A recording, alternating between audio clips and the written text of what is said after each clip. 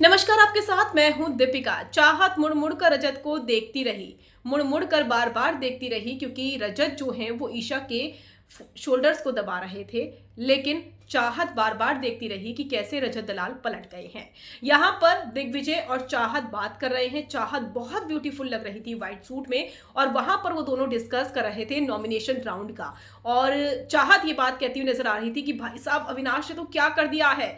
इतिहास दोहराने की वो कोशिश कर रहा था, क्योंकि एक इतिहास बिग बॉस 13 में दोहराया गया था, जब असीम ने सिद्धार्थ को धोखा दिया था और उन्हें उनके साथ दोस्ती के बाद दुश्मनी शुरू कर दी थी।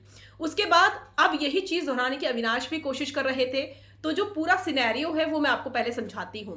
एक तरफ दिग्विजय और चाहत साथ में बैठे हैं, घोड़े पर बैठे हैं अविनाश और केवी, और साथ ही साथ इस तरफ चेयर के पास और जो पूरा का पूरा सोफा है उधर बैठे हैं रजत दलाल, ईशा और बाकी लोग। तो रजत दलाल शोल्डर की मालिश कर रहे हैं ईशा की, और चाहत बार बार मुड़ मुड़ कर देख रही है। पहले वो अविनाश के बारे में बात करती है कि अविनाश ने क्या कर दिया। उसके बाद दिग्विजय कहते हैं कि पागल है, फुटेज लेने की कोशिश कर रहा है। तो यहाँ पर चाहत ने कहा कि इन दोनों के बीच में कभी ऐसा कुछ हुआ नहीं है, तो ऐसा लगता नहीं था कि ऐसा करेगा। लेकिन चाहत का ध्यान इन बातों के अलावा रजत दलाल पर भी था, जो कि ईशा के शोल्डर को दबा रहे थे और ईशा से बात कर रहे थे। लेकिन चाहत बार बार रजत को देख रही थी।